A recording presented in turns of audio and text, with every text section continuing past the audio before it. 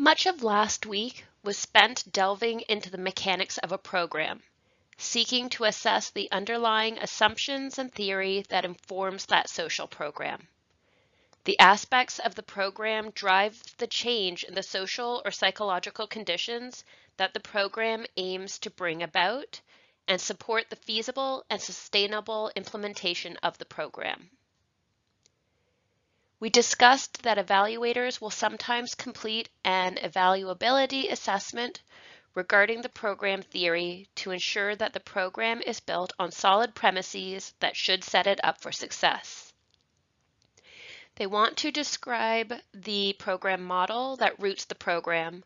They want to assess how well that model is set up to be further evaluated, and they want to consult with stakeholders to assess whether there is interest in further evaluation of a program. Weaknesses in the program theory provide opportunities to fine-tune and revise the program, and it's better to determine these concerns early in the program's development, especially if it has been rolled out or is soon to be launched. Evaluators will look at both the theory of change that the program is built upon, as well as the actions and processes that will deliver and support the delivery of the program. Having found a sound program design and program theory, a program will be predicted to have what it needs to be launched and begin to make an impact. This implementation of the program brings us to this week's area of focus, evaluating the implementation of that program.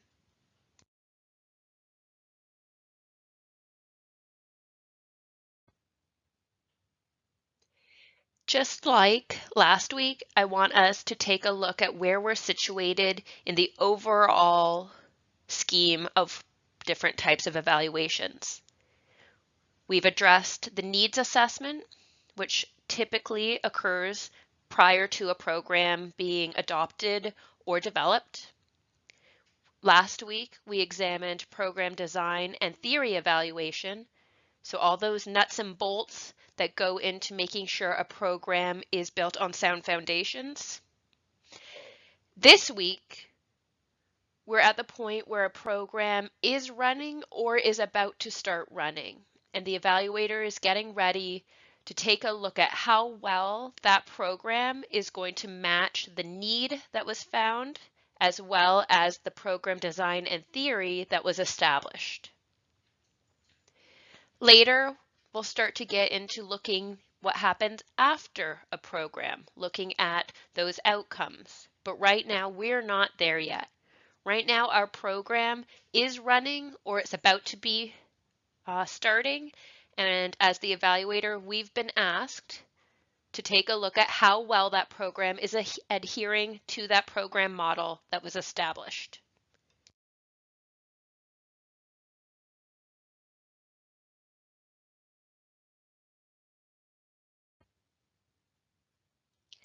Before we jump into the details of process and implementation evaluations, there's a few key concepts I want us to familiarize ourselves with.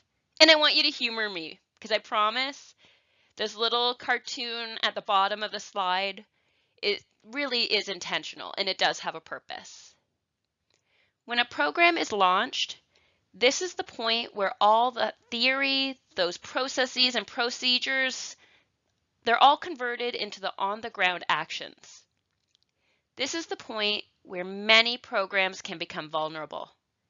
Even with a perfectly sound program theory, supported by copious resources and buy-in from the stakeholders involved, a program can become derailed when it's launched. Discrepancies arise between what was supposed to happen and what is actually happening during the program actualization. These deviations can be significant, whether big or small, and can occur at various points involving various pieces of the program delivery model. So unsurprisingly, we want to evaluate how well the program is operating. This is known as process evaluation, also called implementation evaluation. It's concerned with what a program is, the activities undertaken, who receives the services, and how consistently it's running across sites and compared to the initial design. This is not to be confused with the assessment we did on the process theory last week. The connection between the two is that the process evaluation is interested in part in the adherence to the process theory, which specified the ways in which a program is intended to engage with the target population and the organizational and administrative components which support that engagement. Of importance to the process evaluation is the concept of implementation fidelity, which refers to when a process evaluation or an implementation evaluation focuses on the consistency of the program operations with the design of the program. What this means is it's examining how well the program is adhering to what was set out in the program theory. In an ideal world, you can think of this almost like a mirror. The program as it's running should reflect as best as possible what it was designed to do and how it was designed to do it. Another way to think of it might come down to this little cartoon. Picture someone verbally describing how to draw a picture of a cat with crisp, clear instructions. This is the process theory. It's outlining how the task or tasks are to be completed and with what resources, etc. Now picture the artist's final drawing being revealed. Does it look like what they were told to draw, or did they take some creative license? Suddenly we went from a cat that's black and white to a cat that's black and white but sitting on a beach with a palm tree. This is the fidelity piece. How closely does the program as implemented reflect the program as intended? I'm just going to repeat that. How closely does the program as implemented reflect the program as intended? With an implementation fidelity lens, we are assessing how well the program is running on the ground and how well that reflects the program's design and specifications. In some fields, evaluating the program processes is not a one-time or periodic task, but a regularly occurring set of evaluative activities that provide some oversight throughout a program's life. When it is happening regularly, this is known as monitoring and evaluation, or M&E. Monitoring and evaluation is the practice of ongoing collection and reporting of data on program activities, products, and outcomes, along with resource utilization and staffing for managing the program, combined with outcome or impact evaluations at appropriate points in the life cycle of the program. For large projects that have a particularly complex delivery, say multiple phases of service with multiple sites delivering the program simultaneously, ongoing monitoring can help assure that the program is functioning as it should. Regardless of the size or complexity of the program, ongoing monitoring can help contribute to program oversight.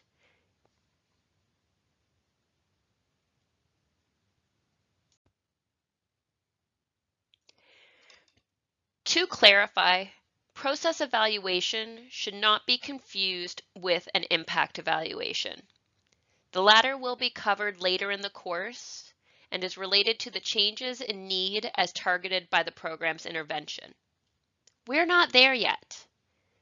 Process evaluation or implementation evaluation, you'll hear me use these interchangeably. It examines what a program is, those activities that were undertaken by it, who's actually receiving the services or other benefits, with what consistency is it being ran. Those are the types of things that the process evaluation is concerned with.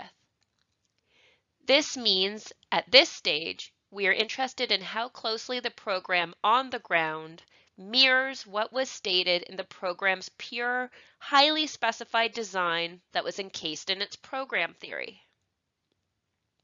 If we've done our jobs as evaluators well, we can assess that program theory, or we have assessed that program theory, and now we're comparing it to the operation of the program against it.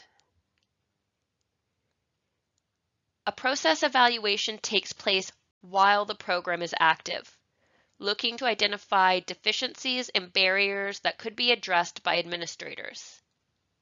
We want to make sure that people are accessing the services, that those being accepted into the program are from the target population that was specified, that the dosage of the program is correct, that there is awareness of the program in the target community, that the physical or virtual space is appropriate for the program, etc. If you remember back to the program theory little visualization that I threw into last week's lecture, we are interested in the right-hand side of that. We are interested in the process theory component of the program theory, including both the service utilization plan and the organizational plan. Really, there's two main questions that the process evaluation is wanting to tackle. The first is the program reaching the specified target population? The second is, does the program's delivery align with the specifications in the program design and standards set forth in the program theory? While a process evaluation can be done as a one-shot standalone assessment, often it may be done at multiple intervals to ensure everything continues operating as intended. Thus, process monitoring is the systematic, periodic documentation of key aspects of the program performance that assess whether the program is operating as intended or according to some appropriate standard. For example, if an anger management program delivers a curriculum that is heavily based on research literature on the most effective strategies for the specific population in question, a process monitoring lens will want to ensure fidelity to that curriculum and any other key components that were stated or any other key requirements that were stated in the program theory. This way, down the road, we can trust that the outcomes of the program are because the program was adhered to, not from unknown information or unknown approaches that were introduced during the program delivery that were not part of the program as intended. Additionally, ensuring fidelity to the program content and delivery methods also ensures that the program is delivered consistently across any program sites. For example, let's assume that the Canadian Mental Health Association is running a program targeting addictions in multiple towns across Canada. The goal is to have such adherence to the program model that a member of the target population could reliably receive the same intervention regardless of what door they walk into. Process monitoring can also tap into the administrative side of a program, ensuring that the resources are being used efficiently and that any ethical or legal obligations are consistently adhered to. These pieces reflect the organizational plan that we spoke of last week, which involves the administrative support of the program. The process evaluation results are of interest to various stakeholders. Those funding the program want to know what resources are being used efficiently and that the program is reaching the intended targets. Members of the target population want to be ensured that they are being offered the intended services designed to meet their needs. Program designers are interested in the program fidelity, since the logic upon which it was based was well thought out and believed to be the best option for making the intended effect. As always, the stakeholders take on a prominent role. if I can stress anything in an evaluation, it's that continuous engagement with stakeholders.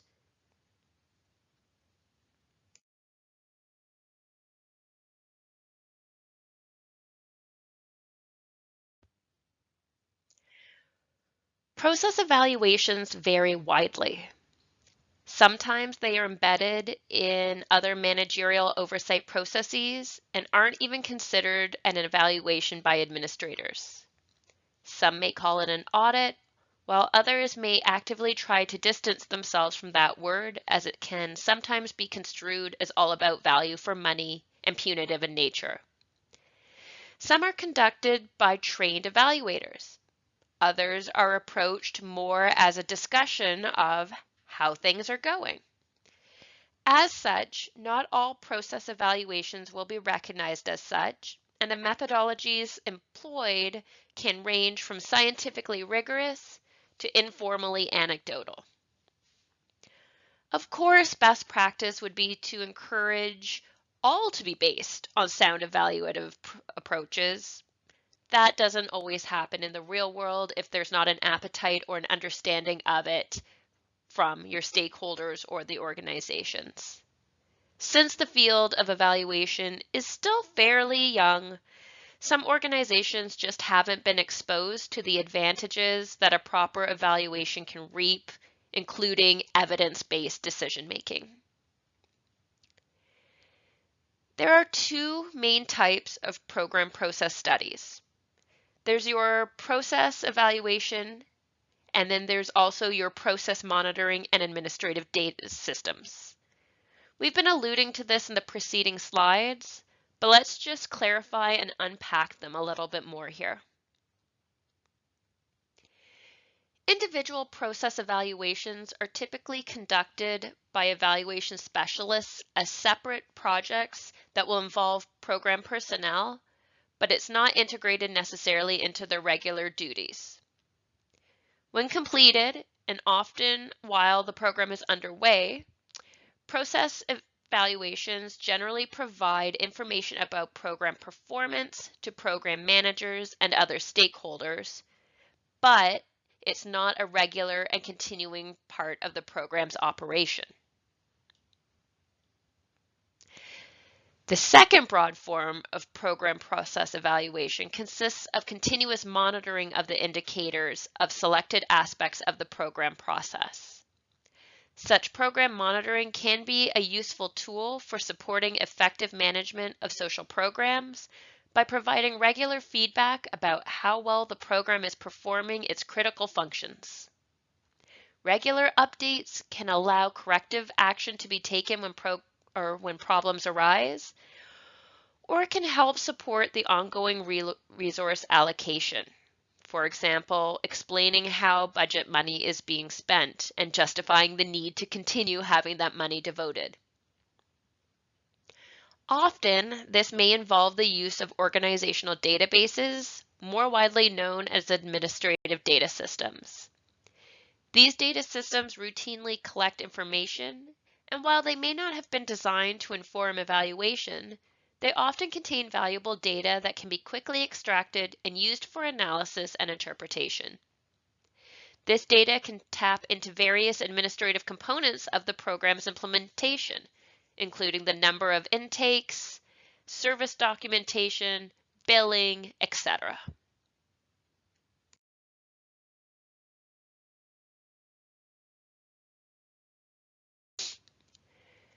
From the evaluator's standpoint, the evaluation of the program process is a vital piece to a program's success. A few ways that an evaluator will find worth in a process assessment can include addressing and identifying and then mitigating unintended consequences that are introduced when a program is misdelivered. It can also set the program up for the best possible chance of success by ensuring it is running as it is supposed to. It can ensure that a program was delivered as intended, which then indicates that any further evaluation on the outcomes of the program will be appropriate and recommended. And it can also identify areas of weakness early on to be rectified and to help a program get back on track.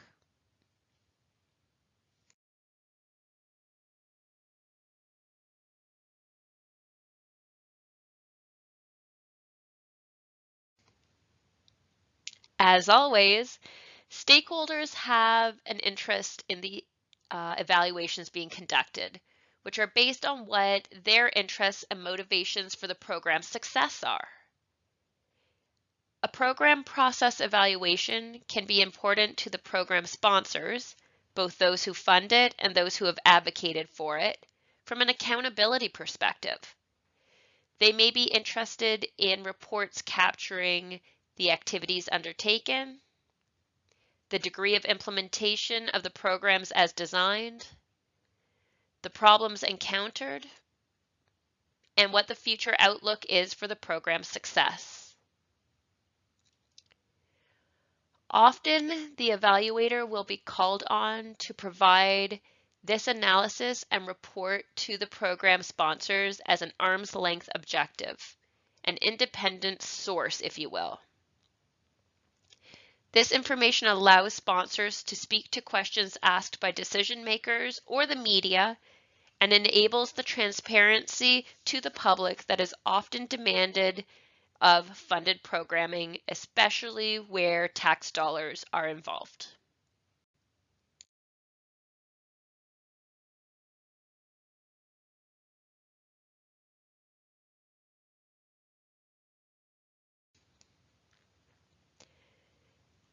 Management-oriented process assessment is often concerned with the same questions as process assessment for accountability.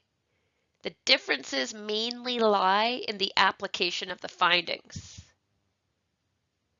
For accountability, process evaluation results are primarily used by decision makers, sponsors, and other stakeholders in the oversight roles to judge the appropriateness of program activities and to consider whether a program should be continued, expanded, or contracted.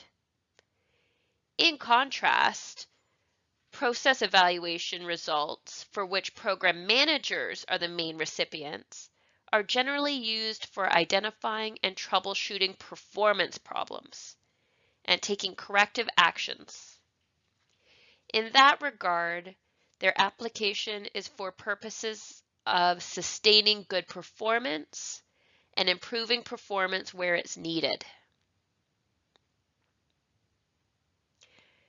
During piloting of a program or full rollouts but early in the program, early assessments can help see shortcomings or issues and fix them early in that rollout.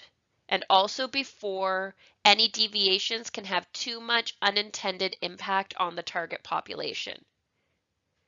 Later, after the program has been established and running for some time, program process assessments can assist with ensuring coverage and engagement with the target population and can also solicit feedback from participants. There are a few key pieces that an evaluator will want to keep in mind when reporting back to program managers. How much information is enough?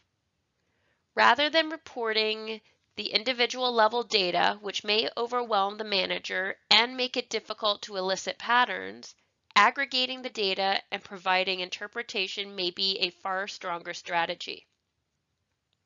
This reporting cycle, whether daily, weekly, bi-weekly, quarterly, etc., is also valuable to discuss to maximize time and resources for both the program manager and the evaluator.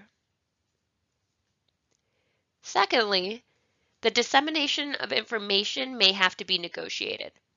As a program manager, for example, or a program manager, for example, may lean towards privacy, wanting to keep information internal and not widely distributed. An evaluator who may have the perspective that others could benefit from the information and that the results should be accessible may lean towards greater transparency to the public. While legal and ethical obligations may shape the final position on this subject, there still may be much debate among stakeholders, including the evaluator themselves, on how much information should be put forward for public digestion.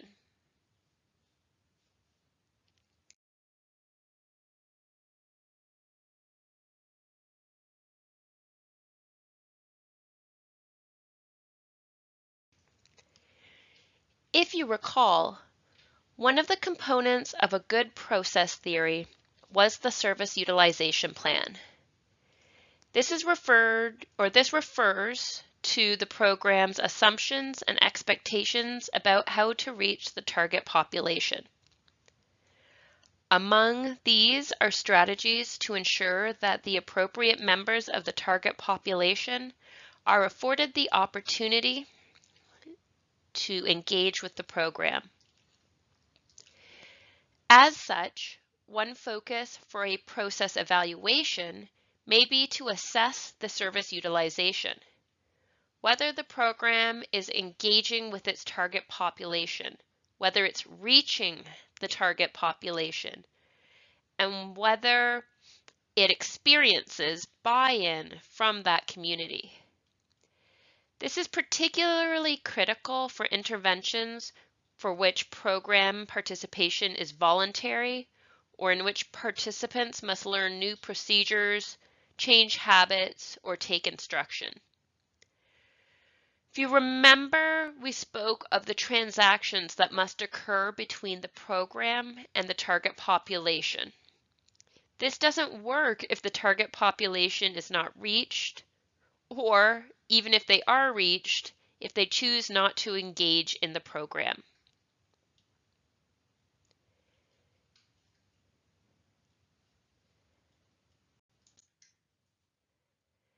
Service utilization issues typically break down into questions about coverage and bias. Coverage refers to the extent to which the participation by the target population achieves the levels specified in the program design. Bias is the degree to which some subgroups participate in greater proportions than others. Clearly, coverage and bias are related. A program that reaches all the intended participants and no others is obviously not biased in its coverage. But because few social programs achieve this beautiful ideal level of total coverage, bias is a common concern. Bias can be intentional or unintentional. For example, outside the program's intentions, self-selection may bias the program. Some subgroups may voluntarily participate more frequently than others. Bias can also derive from program actions. One example of intentional bias is called creaming, where the members of the target population that show the most promise are chosen to participate. You're essentially stacking the team and strengthening the likelihood that the program will have favorable outcomes. Just to clarify, this is different from setting the eligibility criteria, which will necessarily include and exclude individuals often based on assessed need level or sociodemographic characteristics. For example, programs targeting increasing the females in STEM fields may exclude individuals who do not identify as female. This does not stack the deck, but rather ensures that the intended population is captured. This had nothing to do with stacking the team for better outcomes. It had everything to do with ensuring that the intended population is the one receiving the service interventions. While programs may have a bigger target population than it can serve, More commonly, programs face issues where the target population is not engaging with the program, and they are not serving all the people that they could be. This may be because people are unaware of the program, because of issues in recruitment strategies. There could be barriers to access, or there could be a lack of buy-in by the population itself. All of these are concepts and areas that the evaluator should be concerned with when they're assessing the service utilization.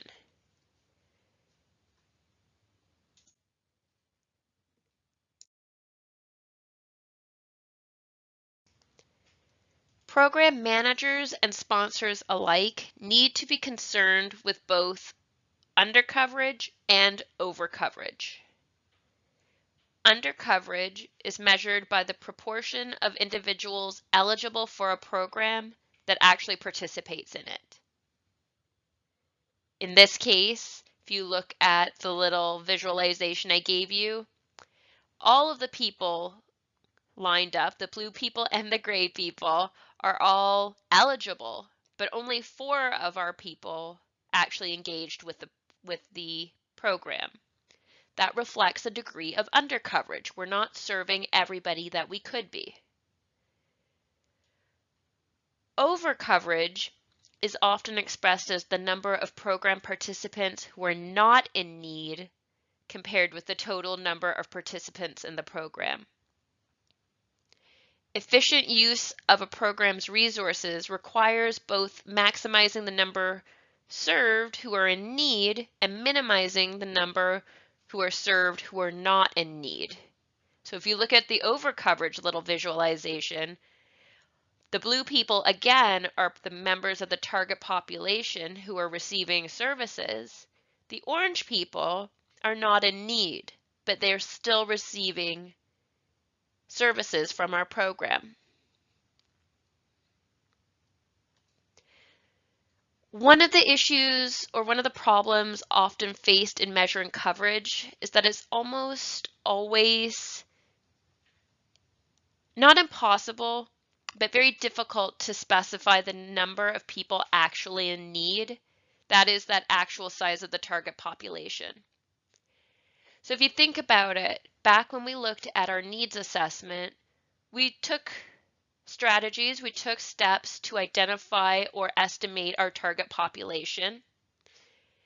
When we developed our program theory, we were running on those estimates, but it's still very difficult to know that true number. The one that I often use as an example of this is intimate partner violence victims. Often, intimate partner violence occurs behind closed doors. It's often never reported to police. It may never result in a trip to a hospital or a medical center. So it's very possible that we might have an idea of the prevalence of intimate partner violence in a community, but it's unlikely that we will ever actually know the true number or the true prominence of it or prevalence of it.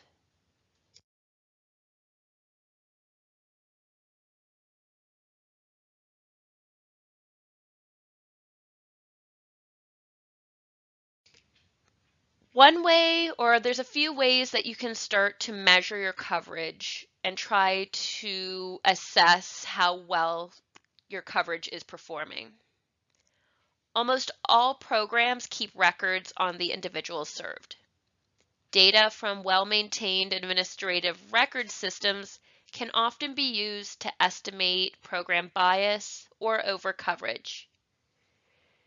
Note that depending on the organization and the enormity of the program, there may be large discrepancies in the data systems available. Some may be highly sophisticated, while others may still be paper-based, needing to be entered into basic record software or data sets, such using Excel even. Regardless of the data system, the accuracy of the data is of the utmost concern. And most of you do have a background in methods from various disciplines, but it holds true for any analysis, whether it's an evaluation or not. Garbage in is garbage out. Data with high levels of error, great inconsistency of entry, incompleteness or outdated data is problematic. And there's only so much the evaluator can do during the data cleaning process to fix these issues in preparation for analysis. As such, where possible, stressing the importance of consistent, reliable, and timely data entry into the system will serve the evaluation and the program itself well. The more unreliable the data is, the less faith we should have in any conclusions drawn from it. And if we don't trust the results, we certainly should advise against making significant decisions based on it. An alternative to using program records to assess target population participation is to conduct surveys of the program participants.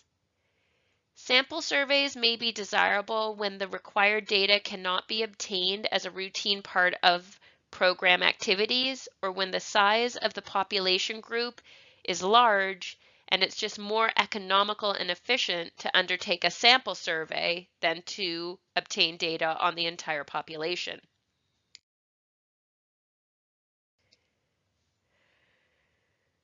Sometimes the sample survey is fairly small. Sometimes in cases where there may be community, provincial, or even nationwide programs, a community survey may be of benefit. Just to connect a few dots here, go back to the first evaluation we looked at, the needs assessment. It can be a great help with establishing the number and need, that target population. Investigation and conceptualization at this early stage can help down the road when the process evaluation is attempting to gauge the under or overutilization of the program and any potential sources of bias.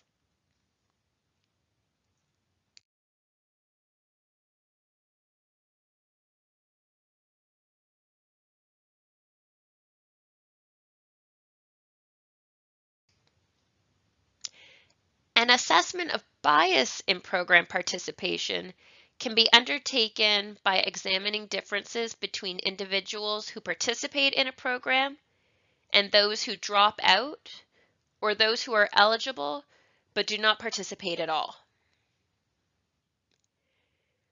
Dropout rates, otherwise known as attrition, may reflect dissatisfaction with a program. It may not be resonating with the community. The participants may not feel connected or welcome. The delivery or the organization may be messy, or there may be other barriers, such as transportation costs to get there. As much as a program theory and the program development will have attempted to mitigate these barriers and to predict some of these potential issues and find solutions to it, there's always unintended details that are going to come up that may impact who is joining the program, who is being served.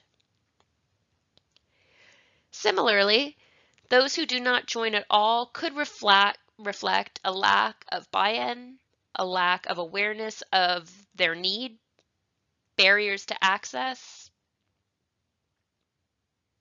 lack of childcare. There could be a whole host of reasons that people aren't getting there.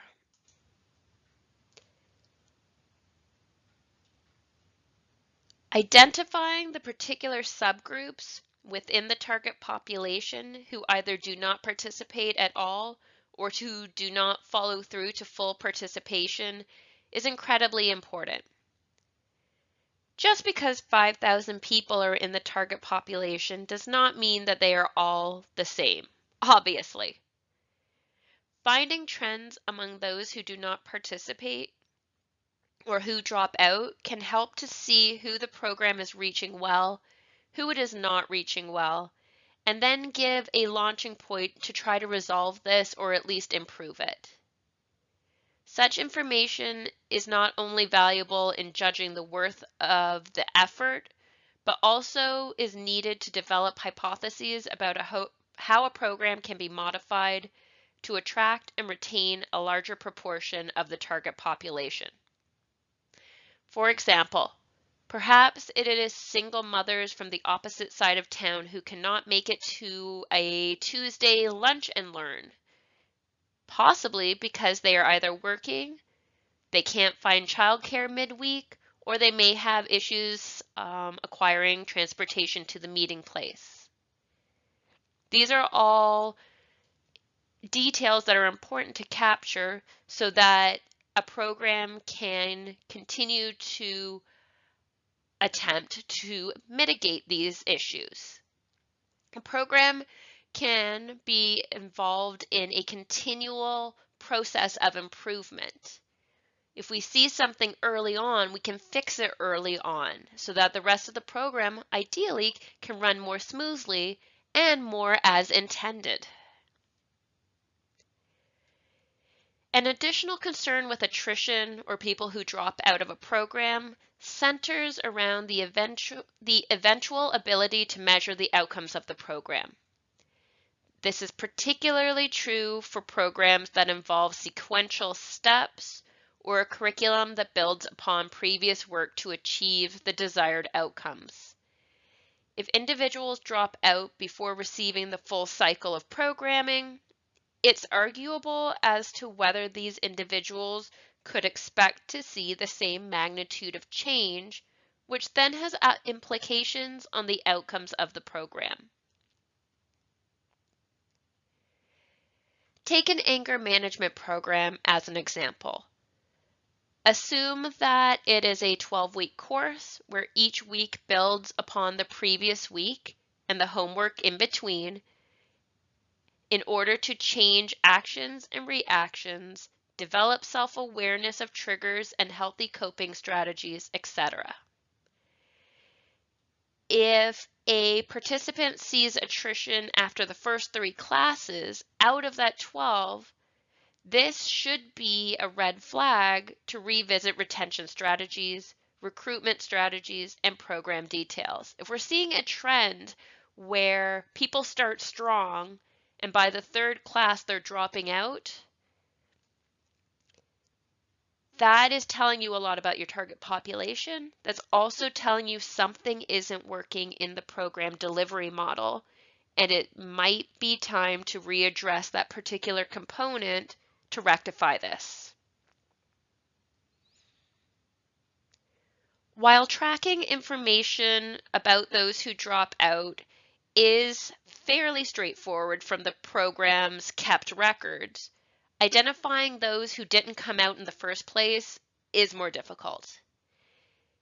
In these cases, if the entire target population is not known, which often it will not be known, community surveys may be the best way to find out why they didn't come and join, why they didn't engage. It can help us to try to understand what may be impacting this particular subgroup of the target population, and then make recommendations and revisions to the program accordingly.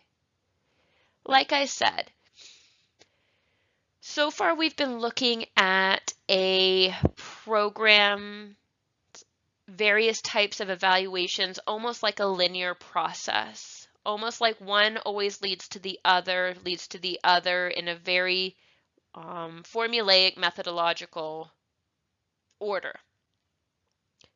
In reality, all the information you learn at each step can inform revisions to the previous step. It can be a cycle of feedback and revision, reevaluation, feedback, and revision. So every time a program learns something about itself through an evaluation, don't just think of it as a check mark to get done, but also think about the implications that it could have. The results can impact previous steps. That's why you may end up doing more than one implementation evaluation, or you may become engaged in that ongoing monitoring to see if the changes that are being made are now fixing the problems that we've found. This is particularly useful if you've ran a pilot project, because now you haven't rolled it out, say, to every high school in Ontario. Maybe you rolled your program out to one representative high school in every school district or school board across Ontario. A pilot project gives an opportunity to fix a lot of these unforeseen issues before you've rolled it out and before the program is having its full outcome evaluation done.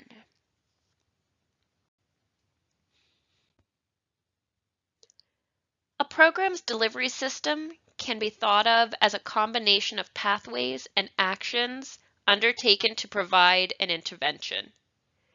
I used this term a lot last week and we never really defined it, so I just wanted to take a moment and kind of break that down. So to repeat myself, a program's delivery system can be thought of as a combination of pathways and actions undertaken to provide an intervention. It usually consists of a large number of, or a number of separate functions and relationships. A specification of services is desirable for both planning and assessment purposes.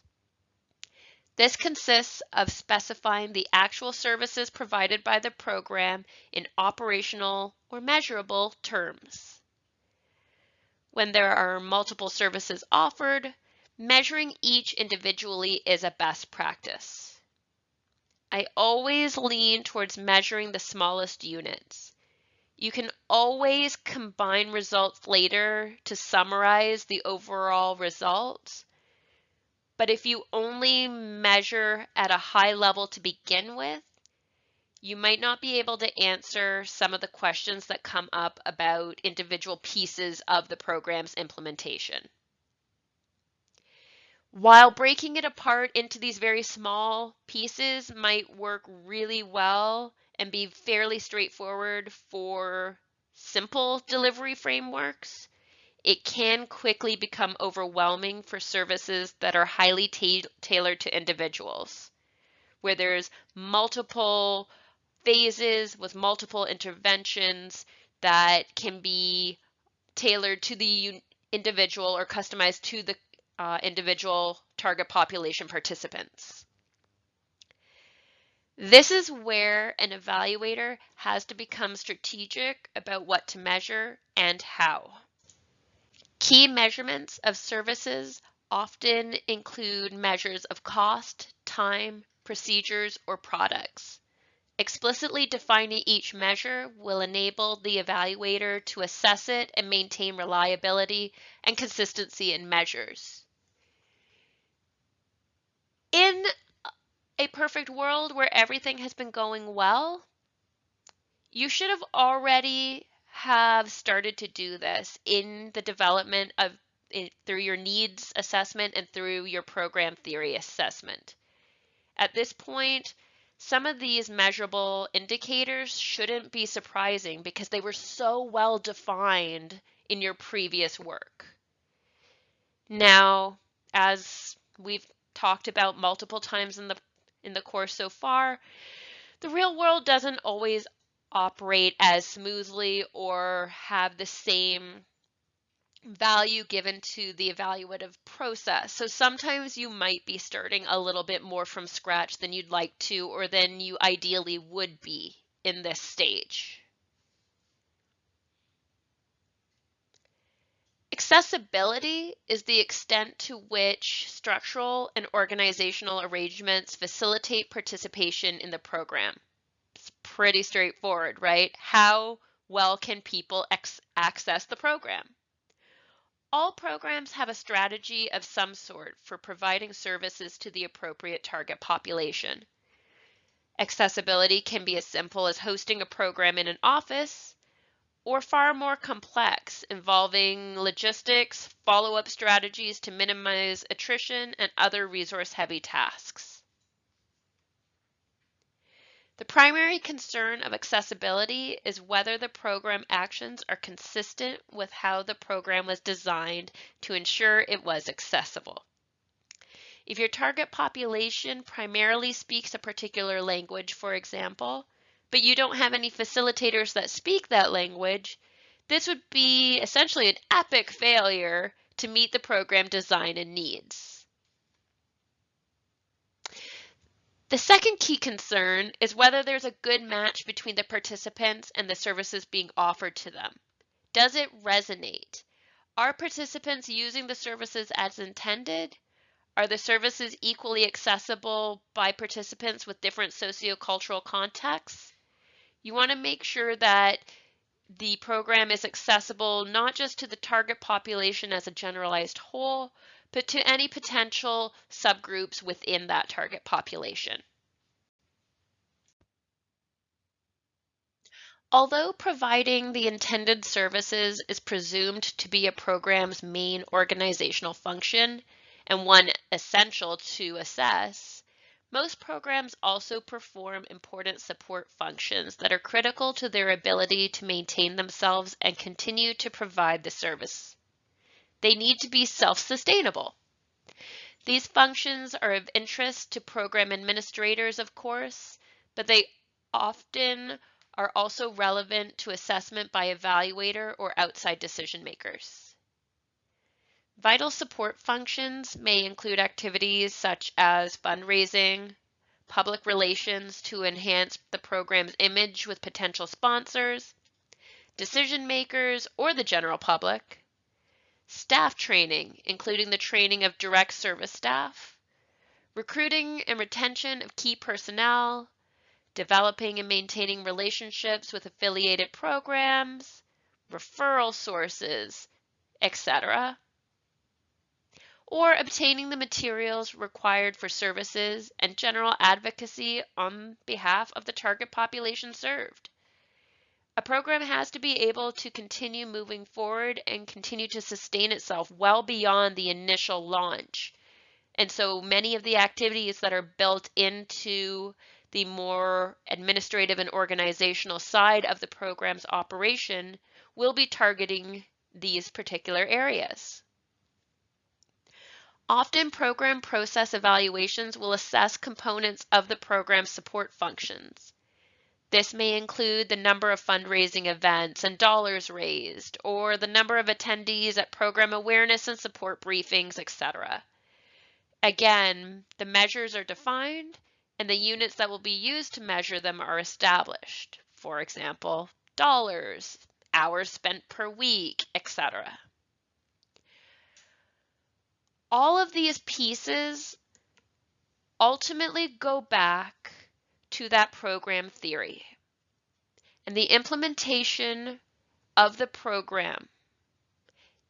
Is the program running, and does it run in a way that mirrors what it was intended to run as? I always look at it as a mirror type process. The program theory specified everything that was supposed to happen. When the program is launched, I want it to be as close to a true mirror image of that program theory as I can possibly see. Of course, there's going to be small deviations. Of course, there will be slight hiccups and unintended problems that have to have quick workarounds. But ultimately, A, documenting all of this, and B, working towards rectifying any of these deviations to get all of your ducks back in a row will ensure that you have that program fidelity that you're looking for, that you have that adherence to the program model. Because the implications of this down the road are, if a program is running as close to the pure version of itself as possible, we will probably be able to have faith in recommending that we do an outcome evaluation to see the impact that it had, or the impact it had in bringing about change with our target population. If we find that our program deviated, that it was not implemented well, that it did not have the resources it needed, for example, if we were running a twice-a-week program for 1 hour each session, and we found out that really was only operating once every 2 weeks for 30 minutes, that may not indicate program adherence, and it may not be recommended to do an outcome evaluation until we fix these issues so that the program can be running as intended. You want to measure the outcomes for a program that's running as intended so that you can explain the change process. A lot of you are, again, methodologically trained. You understand the trickiness that extraneous variables can bring into a model. It's the same thing here. If we start introducing things that were unintended, we essentially can't control from them, which means when we see an outcome, was it due to the program, or was it due to these extras that were brought in and offered to the population? Having a pure program, or a program that is as close to as intended as possible, not only benefits the target population, but it will also benefit the stakeholders and the evaluator themselves as they go forward to try to find out, did this program work? And that will be what we start to address for the next, I believe, 3 weeks of the course. We're going to spend a lot of time looking at the evaluation of the outcomes. But that evaluation of the outcomes is really only recommended if the program is running as intended, and that program that's running as intended should be based on a sound program theory, which was developed from a comprehensive needs assessment.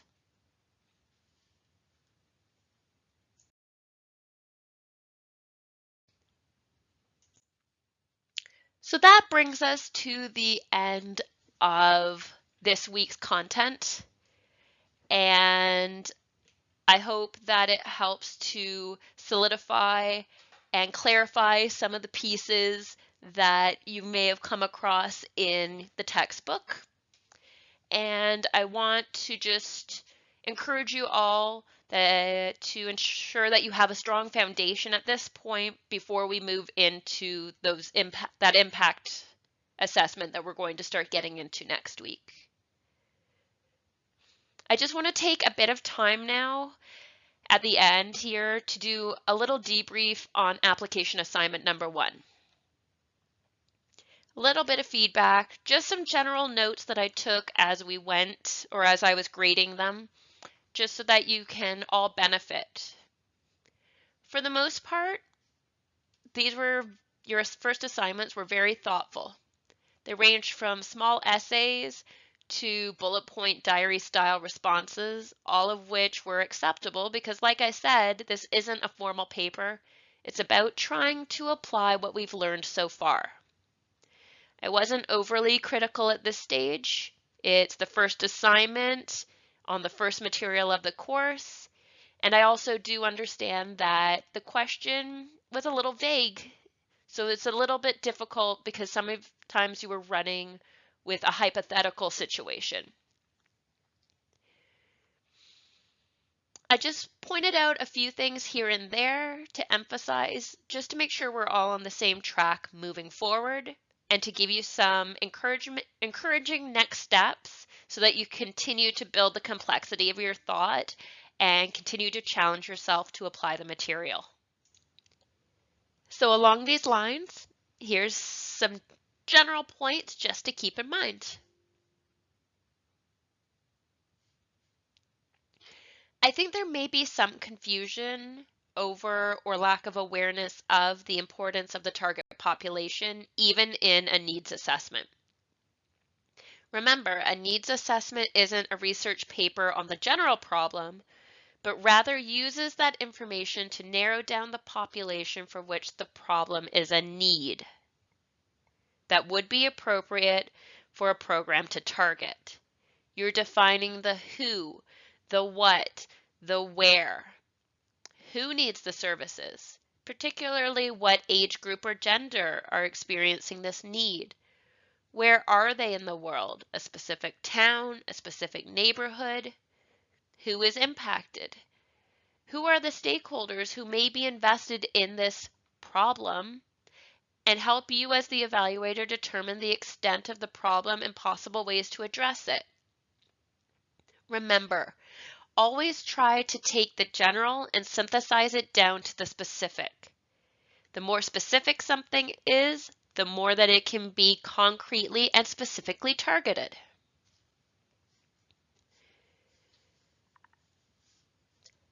Some of you chose areas without a program already established. Others chose programs that target their chosen need areas. Remember, at the needs assessment, we don't necessarily have the program yet. We're before the program. We're identifying the need, the gap in the service, and then the program will either be developed based on that or an existing program will be adopted since it's already been implemented and ideally evaluated with similar target populations in another community. What I'm saying is that the needs assessment, the scope of it is to establish the need, the gap in service. At the end, that needs assessment may suggest programs to adopt or program avenues to develop. But at the needs assessment piece, we're not yet talking about what a program is doing or who it's being offered to. We're looking at the need area to say these people are underserviced, and I'm putting this forward as an area for a potential program to be designed for or adopted to serve. Some of you forgot that your target population should be a high priority stakeholder in most instances. A program needs to meet their needs, right? It's not up to you to define that, but to do that in collaboration with at least some of the representatives of that community in combination with your other stakeholders. Stakeholders can be valuable for various reasons, and it's not just limited to you have to consult them. But one of the biggest things is you can develop that nuanced understanding of a need area by talking to the people who experience the need or who work with the population who experiences the need. You can start to get that nuanced information because you may not be part of that community. You may need to tap into that more subjective information in order to truly recognize a need and describe the need as it exists in that community. Because obviously, like we've said, poverty, for example, does not mean the same thing in every community. Neither does the experience of poverty manifest in the same way in every community. Just something to remember for moving forward. Try to avoid overgeneralizations. Be as specific as you can. And I know for this first assignment, it was difficult because you're not working with an actual program at this point. Nor were you really doing a full research project to identify a need area in a population. So I get it. And I understood that as I was reading it. This is just something to keep in mind as we move forward. So be specific and target or define the target population as specifically as you can in terms of community, genders, age groups, and other individual or group characteristics relevant to the need area. For example, while mental health is known to potentially impact almost everyone, you as the evaluator still need to drill down to the need area of a specific subgroup. It's unfeasible to provide effective programs to everyone because within that population, different subgroups will need different strategies and on a very basic level, even if it is a need that potentially impacts everyone in Canada, we're never going to get the funding probably to roll out a nationwide concentrated program like that.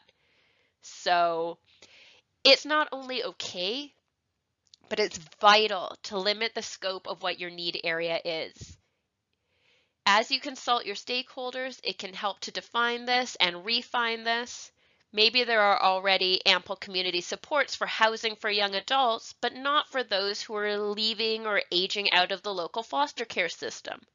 That's where you start to see a gap.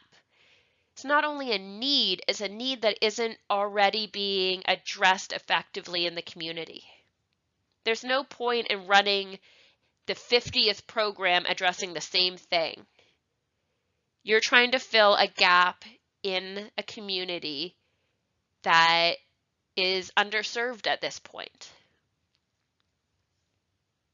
I hope that that kind of clarifies a bit on that need area piece. It's easy to try to, or not to try, but for your thinking to already go to the next stage. But just remember, I'm trying to keep you within the box. And for the first one, it was the needs assessment box. The program is not yet part of our consideration. We're making the argument for why a program is needed. The last bit of feedback is just about writing tips. These are informal. I know they are, and I told you there's no real right or wrong way to form your narrative. One thing I just want to call your attention to, because I did see it a few times, please try to avoid hyperbole or wide sweeping sensationalist statements. These are the ones where it says, this is a problem for everyone everywhere, or this is an issue for almost all Canadians, and without a solution, society is doomed. There are these big, sweeping, dramatic statements, which I understand from some disciplines that kind of flow, that kind of extra language is encouraged. But remember, we're trying to mimic a pseudoscientific approach here. Think about your stakeholder. That's what I do. So if I'm working with police, for example, they don't have time for the big sweeping narratives. They want me to tell them what do they need to know, what do they need to do, and how do they need to do it. Many of your stakeholders are similarly positioned. They're busy. They're not always going to be as interested in the big storytelling piece. They're interested in what do they need to know, how do they need to do something, what do they need to do to make that happen.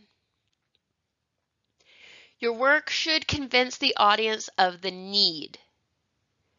The big statements aren't really convincing them. It's not specifying the need in the specific population. So just try to keep it short and sweet, detailed and specific.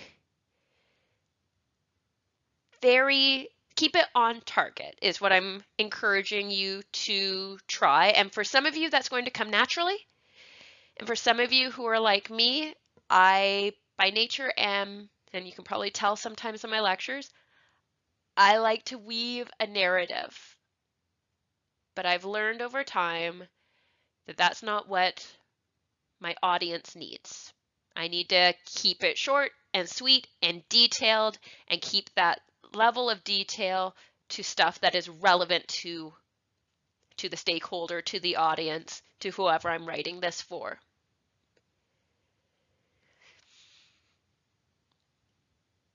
The last piece on the feedback is something I didn't expect to have to remind people, but we're going to go through it one more time.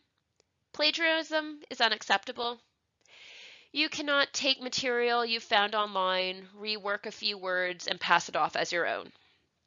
These assignments are low stake. They're only worth 5% each.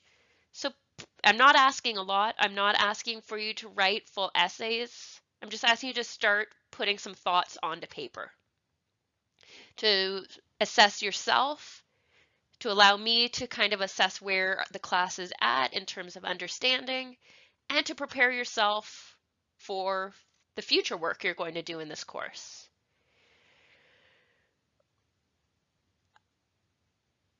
I just want to clarify that. I just want it to be as clear as it possibly can be, is that I'm not looking for plagiarism. I'm not looking to challenge people. I'm not looking to, I'm not assuming the worst about anybody, but if I see something, I'm going to investigate it. And if I investigate it and I find evidence of plagiarism, that's unacceptable. That will result in a fail on that assignment. And if it becomes a consistent problem, it will be reported to the university. So on that happy note, let's take a look at application assignment 2. You can continue with the social need you identified in assignment 1, or you can choose an absolutely new direction. It's absolutely up to you. I want you to search online for a website or a paper or a journal article or a report of a program evaluation or a program and answer these 2 questions. I want you to briefly describe the program's logic model, trying to list at least 2 key inputs, 2 activities, 2 outputs, and 2 short-term and long-term outcomes. So this question relates back to last week's content. The second one is I want you to refer to the program process and implementation questions on page 93. I found out I put the wrong page number on this. Page 93 of the textbook. I want you to answer 3 of those questions with information from the program, website, or report, or whatever source you found. You might not be able to answer 3 comprehensively. So if you can't, and that will be simply because maybe the report you found or the article you found doesn't go into that level of detail, describe what information you might need to find out in order to answer that if you were to go forward. Like I said to the people in class, you might not have all the information in the article or website that you're looking at. That's okay. This isn't a full research assignment at this point, so I don't want you to spend 8 hours digging into the internet to find that answer. Just tell me, okay, this information isn't accessible right now, but here's what I would need to find out in order to answer that. And I'd like you to provide the source of the program you looked at, because I want to know what program it is, and I might be interested in knowing more about it myself. One last key piece is I noticed a glitch with Blackboard where those who entered their responses as attachments rather than in the text box in Blackboard, we experienced some glitchiness. So I'm going to ask you, even if you write your response in a Word document or in a word processing application, whatever one you use, if you could copy it over into that text box rather than including the attachment, that just makes it a bit more seamless on Blackboard's side for the grading while I'm reviewing them. If you experience any technical issues, attach it. It's not the end of the world. I can work around it. I just found that Blackboard, with the way I set up these assignments, seems to prefer that the response be put in the text box. So give that a try, and maybe it'll go a little bit more smoothly for all of us this time. But everybody did great on the first ones for the most part, and I'm really looking forward to seeing what you guys come up with for assignment 2. Have a great week, and I will speak to you next week.